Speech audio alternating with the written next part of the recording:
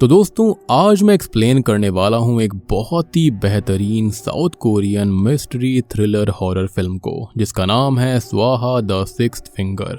ये movie Netflix के ऊपर देखने के लिए अवेलेबल है। ये मूवी बहुत ही ज्यादा बेहतरीन है, आपको देखने में मजा आ जाएगा। द विलिंग मूवी आपने देखी होगी, बिल्कुल उस टाइप का कुछ कॉन्सेप्ट है। और इस मूवी के अंदर स्क्विड गेम 1 एंड सीजन 2 के मोस्ट फेमस प्लेयर 456 यानी कि गिहोन मेन रोल के अंदर हैं, तो आपको देखने में काफी मजा आएगा। और दोस्तों मैंने हाल ही में ही एक्सप्लेन किया है एक बहुत ही बढ़िया फिल्म को, काफी वियर्ड सी मूवी है, साबित भी है असली कहानी के ऊपर बेस्ड है, जिसका नाम है सदबरी डेविल। अगर आपने नहीं देखी है जाकर देख लेना, उसका लिंक आपको नीचे डिस्क्रिप्शन पिन कमेंट में मिल जाएगा। तो चलिए अब बिना किसी देरी के चलते हैं सीधा वीडियो की तरफ। तो मूवी की शुरुआत होती है एक लड़की को दिखाते हुए जिसका नाम होता है ली गोमवा।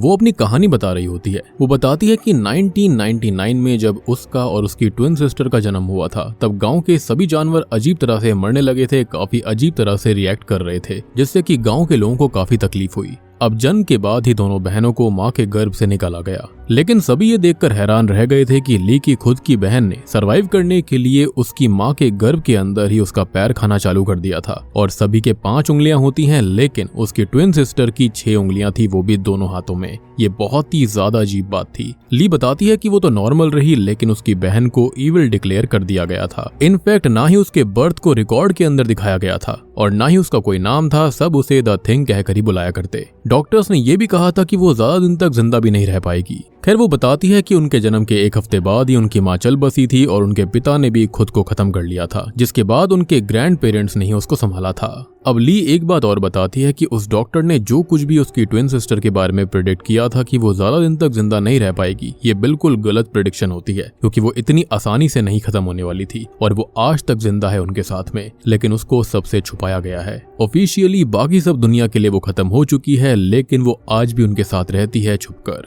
क्योंकि उसकी अपीयरेंस वगैरह बिल्कुल ही अलग थी नॉर्मल लोगों से।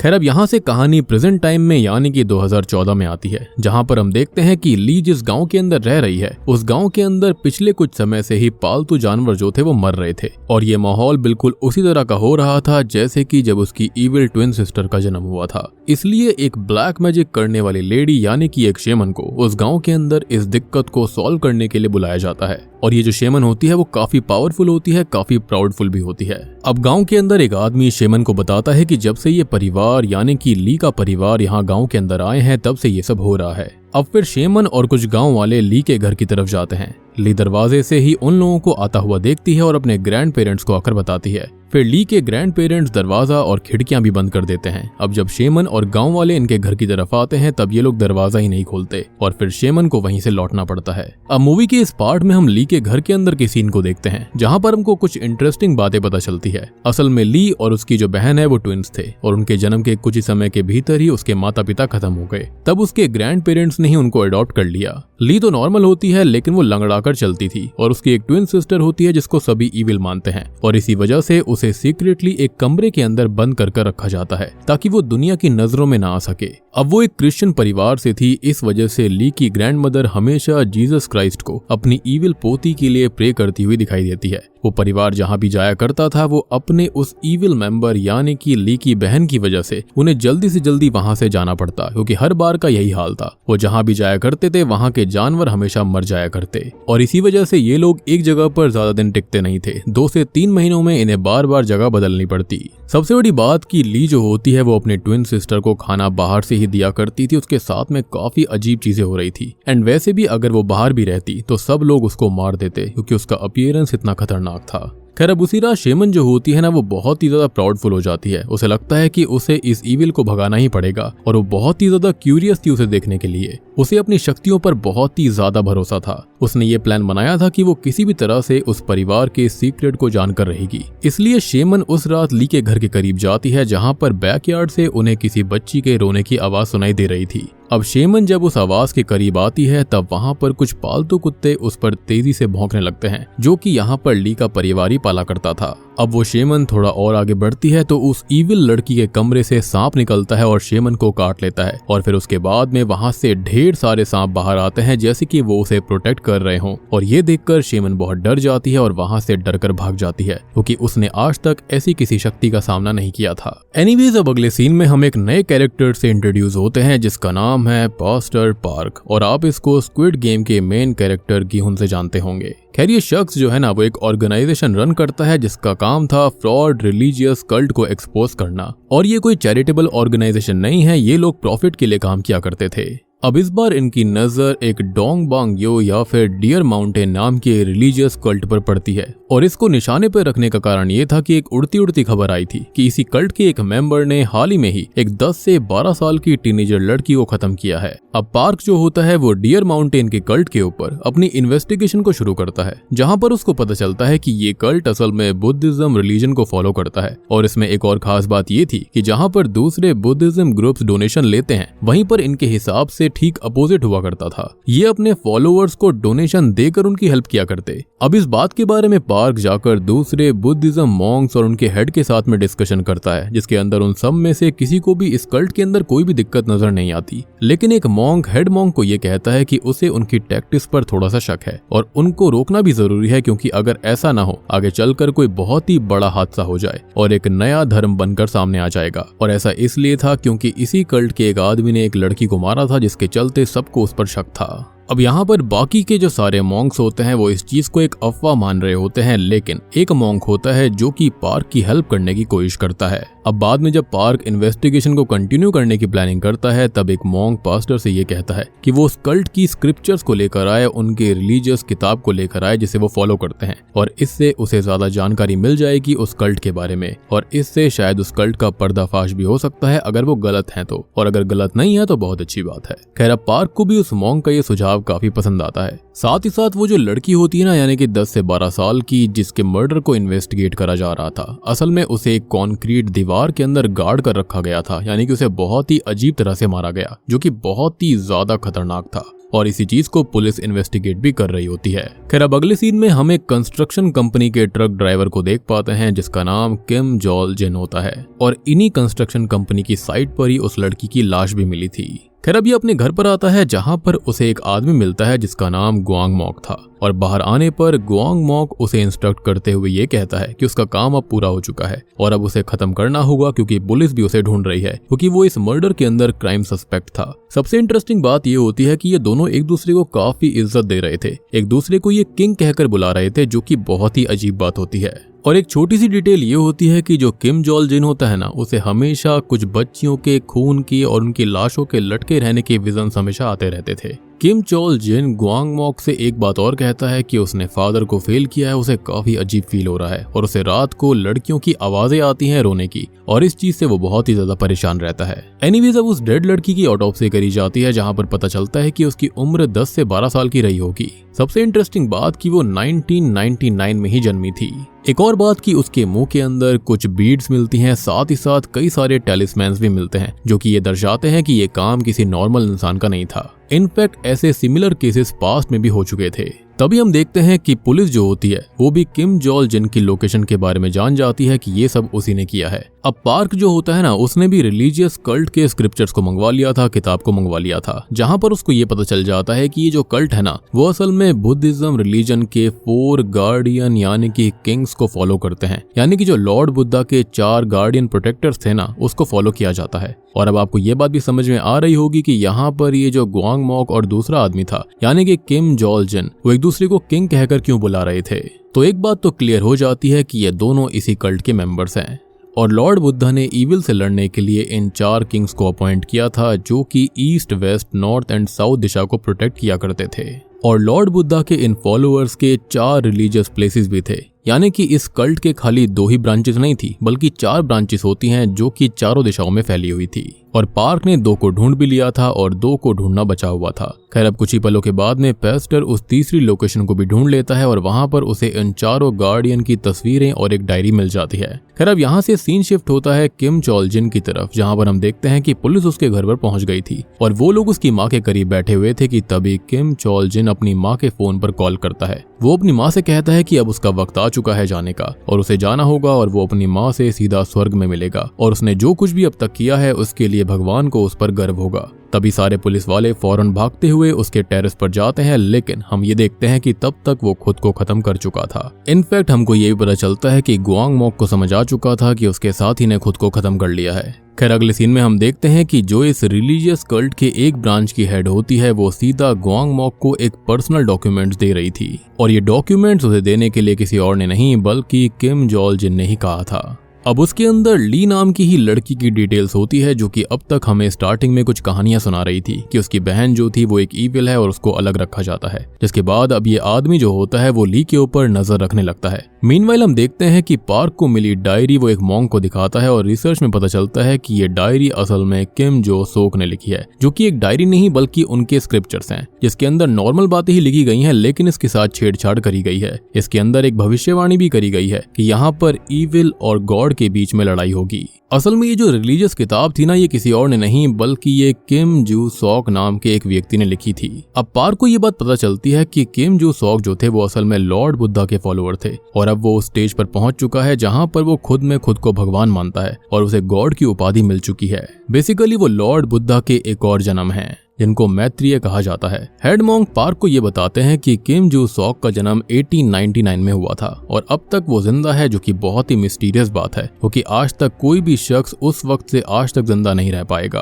अब पार्क को न्यूज़पेपर हेडिंग के अंदर एक डिटेंशन सेंटर के बारे में भी पता चला था, जहां पर उसे कुछ साइंस और रिसर्च से पता चलता है कि किम जू सॉक ने असल में 4 बच्चों को अडॉप्ट किया था और उन 4 बच्चों ने अपने ही पिता को मार दिया था। बेसिकली ये सुधार घर था और वहां पर वो बहुत ही ज्यादा पैसे वगैरह भी दिया करते थे और बेसिकली किम जी सॉक ने उन बच्चों को अडॉप्ट किया था, उनको सुधारना चाहा था और वो उनको अपनी तरह ही रिलीजियस बनाना चाहते थे। और सबसे बड़ी बात कि ये 4 बच्चे थे कौन, तो यहाँ पर बेसिकली किम जी सॉक ने उन्हें अपने 4 प्रोटेक्टर किंग्स की तरह पाला था। जैसा कि मैंने आपको बताया था कि लॉर्ड बुद्धा के 4 प्रोटेक्टर किंग्स हुआ करते थे, तो यहाँ पर किम जी सॉक भी खुद को बुद्धा ही मानता था, जिसके चलते उसने इन 4 बच्चों को बड़ा किया। एंड ऑब्वियस सी बात है कि इन 4 बच्चों ने ही अपने पिता को खत्म किया था, जिसके चलते उन्हें मोल्ड करना काफी आसान था। और अब आप ये भी सोच रहे होंगे कि ये 4 बच्चे आखिर थे कौन, तो मैं आपको बताना चाहूंगा कि इन 4 बच्चों में से एक तो किम चॉल जिन था, जी हाँ, जिसने कि अभी खुद को खत्म किया था। 2 बहुत पहले ही मारे गए थे, जिनमें से एक तो ब्लास्ट होने की वजह से मारा गया था। एक और था जिसने कि एक इमिग्रेंट लड़की और उसकी माँ को मारा था, जिसके बाद उसे भी खत्म कर दिया गया। और अब आखिरी एक और शख्स बचा हुआ है, जो कि कोई और नहीं बल्कि खुद गुआंग मॉक है, जी हाँ। और अब वो यहाँ पर ली को पकड़ने के फिराक में था, यानी कि यहाँ पर जो कुछ भी हो रहा था वो सब कुछ आपस में कनेक्टेड है। मीनवाइल हम गुआंग मॉक को देख पाते हैं जिसका रियल नेम असल में नाहान था और ये वही चौथा एडॉप्टेड लड़का होता है जो कि अब तक जिंदा घूम रहा था किसी खास मकसद से ली को मारने के लिए। लेकिन जैसे ही वो वहां पर जाता है तो उसकी जो इविल सिस्टर होती है वो उसे वहां से डराकर भगा देती है। वो बहुत ही ज्यादा डर गया था उसे देखकर। अब वो घबराया हुआ डियर माउंटेन के ही एक सेंटर के अंदर जाकर छुप जाता है, जहां पर उसे बहुत ही भयानक सपने आते हैं, जहां पर उसे ढेर सारी लड़कियों की लाशें दिखाई देती हैं, रोने की आवाजें आती हैं। लेकिन तभी होता यह है कि उसकी मरी हुई जो माँ होती है वो उसे आराम से आकर सुला देती है, उसके लिए एक गाना भी गाती है, जिससे कि वो काफी रिलैक्स हो जाता है। अब अगले सीन में हम देखते हैं गुआंग मॉक को एक हॉस्पिटल में, जहां पर उसे एक और आदमी मिलता है जिसका नाम हेंजमैन था। और वहां पर हम इस कल्ट के मेन लीडर किम को देख पाते हैं, जो कि काफी ज्यादा बूढ़ा हो चुका था और काफी खराब हालत में था। लेकिन इंटरेस्टिंग बात यह थी कि अगर वो बुद्धा का जन्म था यानी कि पुनर्जन्म था, तो उसके पास में तो काफी शक्ति होनी चाहिए थी। वो यहाँ पर बिल्कुल भी ओल्ड नहीं होना चाहिए था। उसकी हालत ऐसी कैसे हो गई थी? एनीवेज, अब हेंचमैन जो होता है वो ये बताता है गुआंग मॉक को कि किम को बचाने के लिए उसे स्नेक को मारना होगा, यानी कि ली को खत्म करना होगा, ताकि इस दुनिया के अंदर लाइट हमेशा रहेगी और अंधेरे को वो मिटा सकेगा। और यहाँ पर अभी आपको ये बात समझ में नहीं आ रही होगी, तो जो हेड मॉन्क थे ना, उन्होंने बहुत पहले किम के सामने एक भविष्यवाणी करी थी, जो कि उस किताब के अंदर भी थी, यानी कि रिलीजियस कल्ट के बैक साइड पर, जहां पर ये बात मेंशन होती है कि उनको मारने के लिए कोई ना कोई जरूर आएगा। ऐसा क्यों था फिलहाल तो हमें समझ में नहीं आता, लेकिन इतना जरूर है कि ली की ईविल बहन जो है वो और यहाँ पर किम के बीच में कोई ना कोई कनेक्शन है। और यहाँ पर जो स्नेक है ना, उसका इंडिकेशन ली की बहन से है और लाइट को किम से कंपेयर करा गया है। और इसलिए किम को बचाने के लिए ग्वांग मॉक को ली को मारना होगा, उसकी बहन को भी मारना होगा। एनीवेज अब हम देख पाते हैं कि जो पार्क होता है ना, वो ग्वांग मॉक का पीछा करते करते उसी लोकेशन पर आ गया था और वहां पर जो डॉक्यूमेंट्स उसे एक लेडी ने दिए थे, यानी कि उस सेंटर वाली लेडी ने, वो उनको चुरा लेता है, जहां पर उसे ली के बारे में पता चल जाता है। लेकिन हम देख पाते हैं कि ग्वांग मॉक को अब पेस्टर के बारे में पता चल गया था और वो समझ जाता है कि अब उसे जल्दी से जल्दी ली को खत्म करना होगा, उसके पास ज्यादा वक्त नहीं है। अब वो अपनी कार से उसकी कार को हिट करता है, जिससे कि पेस्टर इंजर्ड हो गया था, यानी कि पार्क इंजर्ड हो गया था। और जब तक वो खुद को संभाल पाता तब तक ग्वांग मॉक जो होता है वो पार्क से दोबारा वो डॉक्यूमेंट्स लेकर चला जाता है। एनीवेज अब पार्क को ये पता चलता है कि बहुत ही जल्दी क्रिसमस के लिए एक तिब्बतियन मॉन्क आने वाले हैं जो कि बहुत ही ज्यादा फेमस हैं और वो किम को भी जानते थे। खैर अब पार्क उनसे मिलता है और वो किम के बारे में उनसे जानता है और उसका नाम सुनकर वो बहुत ही ज्यादा शॉक्ड रह गए थे, क्योंकि उन्होंने सालों बाद ये नाम सुना था। तब वो उसे ये बताते हैं कि किम ने असल में इमॉर्टैलिटी को अचीव कर लिया है और अब वो मरेगा नहीं, और वही यहाँ पर लॉर्ड बुद्धा का अवतार है। लेकिन इसमें दिक्कत ये थी कि उसके अंदर बहुत ही ज्यादा घमंड आ चुका था। उसने उससे बात करी थी जिसके चलते वो इस शरीर का त्याग नहीं करना चाहता। लॉर्ड बुद्धा ने भी अपना शरीर त्याग दिया था, लेकिन किम जो है ना, वो अपने फायदे के लिए जिंदा रहना चाहता है। उसके अंदर जो बहुत सारी इच्छाएं हैं वो उसको छोड़ना नहीं चाहता। तो यहाँ पर वो एक तरह का परफेक्ट अवतार नहीं है, यानी कि परफेक्ट मैत्रेय नहीं है। और उन्होंने ही उसको श्राप दिया था कि 100 साल के बाद में कोई ऐसा पैदा होगा जो कि उसको खत्म कर देगा, जो कि होगा स्नेक, जो कि कोई और नहीं, वो खुद है ली की इविल सिस्टर। और उस स्नेक से ही बचने के लिए किम ने असल में उन 4 गार्डियंस को, यानी कि उन 4 अनाथ लड़कों को रखा था। अब यहाँ पर सारा डेटा निचोड़ लेने के बाद में पार्क इस पॉइंट पर पहुंचता है कि असल में किम का जन्म 1899 को हुआ और ठीक उसके 100 साल के बाद में सेम गांव के अंदर 1999 को जन्म हुआ था ली और उसकी इविल सिस्टर का, जिसको स्नेक से कैटेगराइज करा गया है, जिसने जन्म लिया है किम को मारने के लिए। यानी कि किम अभी भी जिंदा है। दैट्स वाई ली की ट्विन सिस्टर भी जिंदा थी और उसके मरते ही वो भी मर जाएगी, यानी कि ये दोनों ही आपस में कनेक्टेड थे। पार्क को एक चीज का और एहसास होता है कि जो रिलीजियस कल्ट की किताब थी ना, उसके बैकग्राउंड में 81 इविल लोगों का जिक्र करा गया था, डीमंस का जिक्र करा गया था, जिनको खत्म करना पड़ेगा। और ये 4 किंग्स जो थे वो अब तक इन्हीं को खत्म कर रहे थे। यानी कि जो लड़की पाई गई थी वो भी इविल बताई गई थी, यानी कि कंस्ट्रक्शन साइट के अंदर। और वहां पर ना कुछ नंबर्स वगैरह भी लिखे हुए थे जिसके बारे में अभी तक पार्क को समझ में नहीं आया था। लेकिन अब वो इस खुलासे पर पहुंच जाता है, उसने पूरी की पूरी गुत्थी सुलझा ली होती है। असल में किम जिस गांव के अंदर पैदा हुआ था ना, उसी गांव के अंदर 100 साल बाद ली और उसकी इविल सिस्टर पैदा हुई थी, उसको मारने के लिए। और इसी वजह से किम ने अपने उन 4 गार्डियंस को, किंग्स को इंस्ट्रक्ट किया था कि 1999 के अंदर उस गांव के अंदर जितनी भी लड़कियां पैदा हुई थी, बच्चियां थी, उन सबको खत्म कर दो। और इसलिए ये सारी चीजें चल रही थी। वो 12 साल की लड़की के साथ में भी यही हुआ था और पास्ट के अंदर भी लड़कियों के जो केसेस आ रहे थे वो भी सेम यही वाले थे। और अब आपको ये भी समझ में आया होगा कि उस इमिग्रेंट लड़की को उस किंग ने क्यों मारा था। और ये सारी बातें पार्क जो होता है वो पुलिस चीफ को बता देता है और चीजों को सिंप्लीफाई करने के बाद में उन सबको पता चल जाता है कि पार्क सच बोल रहा है। पुलिस ऑफिसर ने जब वेरीफाई करवाया तो वाकई में 1999 के अंदर उस गांव के अंदर करीबन 81 बच्चियों को मारा गया था और ये बिल्कुल सच बात थी। और ली भी उन्हीं में से एक है और वो अब तक भाग रही थी। सबसे बड़ी बात कि आप ये भी सोच रहे होंगे कि आखिर किंग्स को इन लड़कियों के बारे में पता कैसे चल रहा था। तो इन सब का ऑफिशियल डेटा रिकॉर्डेड था, लेकिन हम जानते हैं कि यहाँ पर एक बच्ची है जिसका कोई भी डेटा रिकॉर्ड में नहीं था और वो है ली की twin sister. So basically movie का फंडा अब तक ये चल रहा था कि यहाँ पर जो किम है वो हमेशा अमर रहना चाहता है और वो नहीं चाहता कि कोई भी उसको मारे, जिसके चलते यहाँ पर वो ली की बहन को खत्म करना चाहता है। यानी कि उसे अब तक तो पता ही नहीं था कि आखिर उसे मारना कौन चाहता होगा। तो उसने सोचा जितनी भी लड़कियां उस गांव के अंदर 1999 में पैदा हुई हैं, यानी कि उस मॉन्क के श्राप के बाद में, उसने ये भी कहा था ना कि 100 साल बाद कोई पैदा होगा तुम्हें मारने के लिए, तो उसने सोचा कि सबको ही मरवा दो। एनीवेज अगले सीन में हम ग्वांग मॉक को देखते हैं जिसने ली को किडनैप कर लिया था और वो ली को मारने ही वाला होता है कि तभी ली उसे असलियत बताना शुरू करती है। वो ग्वांग मॉक को अपनी इविल सिस्टर के बारे में बताती है कि असल में ग्वांग मॉक जिसको मारने की कोशिश कर रहा है वो ली नहीं है बल्कि उसकी ट्विन सिस्टर है। अब ग्वांग मॉक ने ली से ये कहा था कि वो इस इविल बॉडी के अंदर पैदा हुई है, लेकिन आगे आने वाले समय में वो अच्छी इंसान बनेगी। तो ली यहाँ पर ग्वांग मॉक से अब कहती है कि वो उसे भी मार दे और साथ ही साथ उसकी इविल सिस्टर को भी, ताकि वो एक अच्छी इंसान बनकर जन्म ले और उसकी सफरिंग जो है वो खत्म हो जाए। और ये सुनकर तो ग्वांग मॉक का दिमाग ही खराब हो जाता है। उसे अब तक आइडिया ही नहीं था कि ली की कोई ट्विन सिस्टर भी थी। खैर अब गुआंगमॉक जो होता है वो सीधा ली की ट्विन सिस्टर को मारने के लिए उसके घर पर जाता है। तब वो ईविल गुआंगमॉक को ये बताती है कि उसे गुमराह किया गया है। इनफैक्ट हमको ये नजर आता है कि जो ली की ट्विन सिस्टर होती है वो अपनी बहुत ही भयानक अपीयरेंस को छोड़कर एक बहुत ही अलग से बुद्धा पोज के अंदर बैठ जाती है। अब वो गुआंगमॉक को ये बताती है कि वो कोई स्नेक नहीं है, ना ही कोई ईविल है, और जिसे वो अपना फादर किम अब तक समझता आ रहा था वो उसका पिता भी नहीं है, क्योंकि जो ऑफिशियल होगा यानी कि जो वाकई में अवतार है वो 6 उंगली वाला होगा। और यहाँ पर हम पहली बार उस ईविल चाइल्ड का डरावना चेहरा देख पाते हैं। साथ ही साथ उसकी भी 6 उंगलियां थीं, यानी कि असली मैत्रेय यहाँ पर कोई और नहीं बल्कि ली की ट्विन सिस्टर थी। वो कोई ईविल नहीं थी बल्कि वो थी प्रॉपर बुद्धा का अवतार। इनफैक्ट वो उसे ये भी बताती है कि उसके सपने में जब उसकी माँ एक गाना उसके लिए गाती है जिससे वो शांत हो जाता है, वो कोई और नहीं बल्कि वो खुद उसके लिए वो गाना गाया करती थी उसको शांत करने के लिए, क्योंकि वो जानती है कि उसके अंदर अच्छाई है और उसे गुमराह करा गया था। और अब तक आपको ये बात भी समझ में आ गई होगी कि ये जो किंग्स थे इनके सपने में जो भी लड़कियां आया करती थी जो कि लटकी हुई थी, ये कोई और नहीं बल्कि वो बच्चियां थी जिनको इन सब ने मिलकर मार दिया था। इन सबको भी पता था कि ये सब मासूम है, लेकिन ये लोग ब्रेन वॉश हो रखे थे। बेसिकली किम ने पूरे के पूरे धर्म को ही उल्टा पुल्टा कर दिया था, वो भी अपने सेल्फिश नेचर के चलते।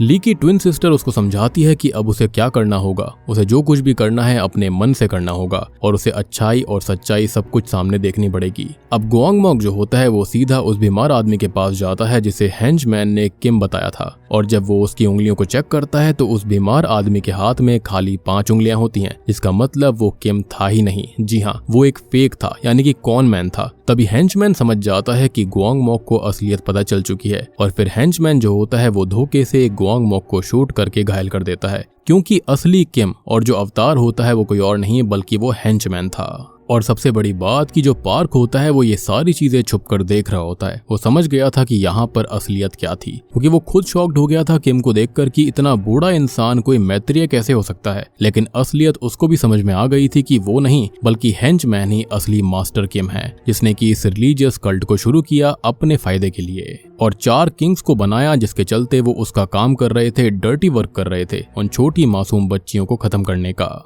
अब हेंचमैन जो था वो जानता था, यानी कि जो रियल मास्टर किम होता है वो जानता था कि ली को यानी कि उसकी सिस्टर को उसे खुद ही खत्म करना होगा, जिसके चलते वो वहां से निकल पड़ता है। लेकिन जो पार्क था उसने घायल गुआंगमॉक को वहां पर अपने साथ रख लिया था ताकि वो हेंचमैन को रोक पाए। बेसिकली गुआंगमॉक अब खुद ही हेंचमैन को रोकना चाहता था। हेंचमैन ने उसे ऑफर भी दिया था कि वो उसका प्रोटेक्टर रहे, लेकिन उसने इनकार कर दिया क्योंकि जो उसका विश्वास होता है वो पूरी तरह से डगमगा चुका था। अब पार्क ने पूरी रफ्तार से गाड़ी ले जाकर सीधा हेंचमैन की गाड़ी में ठोक दी थी, जिसके चलते उसे समय मिल जाए ताकि वो उसकी गाड़ी के अंदर गुआंगमॉक को रख पाए, और गुआंगमॉक ऐसा ही चाहता था। अब गुआंगमॉक जो होता है वो मास्टर किम से कहता है कि वो गॉड हो ही नहीं सकता, क्योंकि उसने खुद के फायदे के लिए इमॉर्टैलिटी को हासिल करने के लिए ना जाने कितनी ही मासूम लड़कियों का कत्ल करवाया और उसे नर्क नसीब होगा। लेकिन किम जो होता है वो उसकी बातों को नजरअंदाज कर देता है, लेकिन गुआंगमॉक पीछे से उसका गला घोटने लगता है और आगे चलकर गाड़ी डिसबैलेंस हो जाने से वो पलट जाती है, जिसके चलते एक हादसा हो गया था। अब एक्सीडेंट में हम देखते हैं कि किम के पास वाकई में इमॉर्टैलिटी होती है, उसे कुछ भी नहीं होता, एक खरोंच नहीं आती। वो बाहर निकलकर जाने लगता है, लेकिन पीछे से गुआंगमॉक जो होता है वो घायल हालत में गिर पड़ता है और गाड़ी से फ्यूल बाहर आ रहा था, और गुआंगमॉक के हाथ में असल में ली की ईविल सिस्टर का दिया हुआ लाइटर था, यानी कि उसकी दी हुई एनलाइटमेंट थी, फायर थी।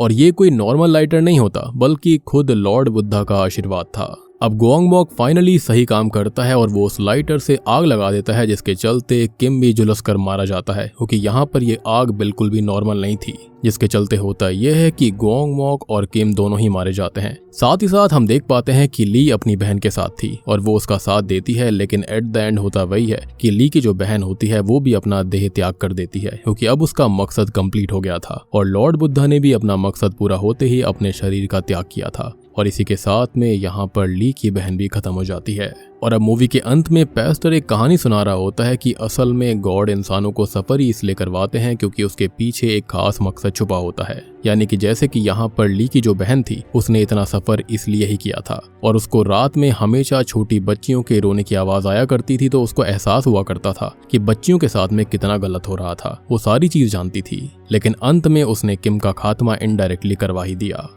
और बूम, इसी के साथ में ये मूवी यहीं पर खत्म हो जाती है। तो दोस्तों ये थी स्वाहा द सिक्स्थ फिंगर फिल्म की कहानी। उम्मीद करता हूँ कि आपको ये मिस्ट्री थ्रिलर हॉरर फिल्म पसंद आई होगी।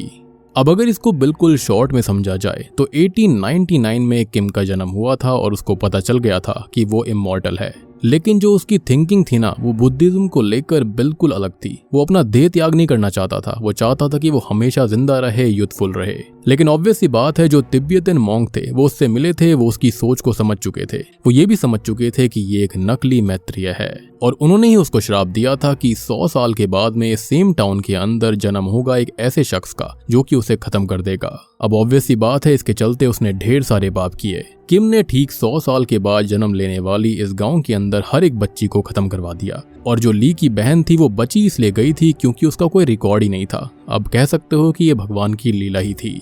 और उसने एक डिटेंशन सेंटर के अंदर से 4 लड़कों को अडॉप्ट किया था जिन्होंने खुद के ही पिता को खत्म किया। उसके बाद उसने कहा कि वही उनका पिता है और उसने उनको इस तरह से मोल्ड किया कि उन्हीं चारों को किंग का नाम दिया गया था, जिसके बाद में वही ये सारी चीजें सारे के सारे क्राइम्स को कैरी आउट करते आ रहे थे। लेकिन अंत में आपने देखा कि बुरे काम का बुरा ही नतीजा होता है। अब एक और चीज की स्वाहा मतलब होता क्या है, तो जैसे कि हम घर के अंदर यज्ञ करते हैं तो जब भी हम कुछ ऑफरिंग करते हैं तो स्वाहा कहा जाता है। एक स्वाहा का मतलब सैक्रिफाइस भी होता है और एक का मतलब होता है कंप्लीट सरेंडर। तो आप इस मूवी के अंदर समझ सकते हैं कि एंड में क्या क्या हुआ था। और आपने जरूर भगवान कृष्ण, कंस और भविष्यवाणी वाली कहानी सुनी होगी, जिसके अंदर कंस जो होता है वो इसी तरह से बच्चों की हत्या कर रहा था। तो यहाँ पर बिल्कुल वही कॉन्सेप्ट है। अब आपको अच्छे से डिटेल में चीजें समझ में आ गई होंगी।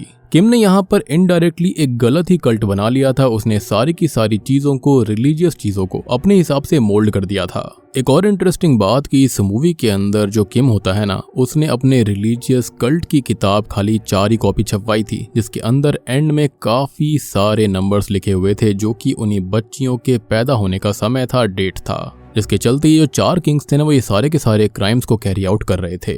तो इनडायरेक्टली ये कोई कल्ट नहीं था, बल्कि यहाँ पर किम जो था वो अपने सेल्फिश नेचर के चलते अपने फायदे के लिए ये सारी की सारी किलिंग्स करवा रहा होता है। बाकी सारी चीजें बिल्कुल फेक होती है। उसे खाली जिंदा रहना था लंबे समय तक और वो बस मजे करना चाहता था। लेकिन असली मैत्रेय ने आकर उसका खात्मा कर दिया, वो भी उसी के खुद के किंग के हाथों। तो उम्मीद करता हूँ कि अब आपको ये फिल्म अच्छे से समझ में आ गई होगी। कॉन्सेप्ट, थियोरी सब कुछ आपको अच्छे से समझ में आया होगा। तो वीडियो अच्छी लगी है तो लाइक कर देना, चैनल के ऊपर नए हैं तो सब्सक्राइब कर लीजिए। तो मैं आप सबको मिलता हूँ अगली वीडियो के साथ में, तब तक के लिए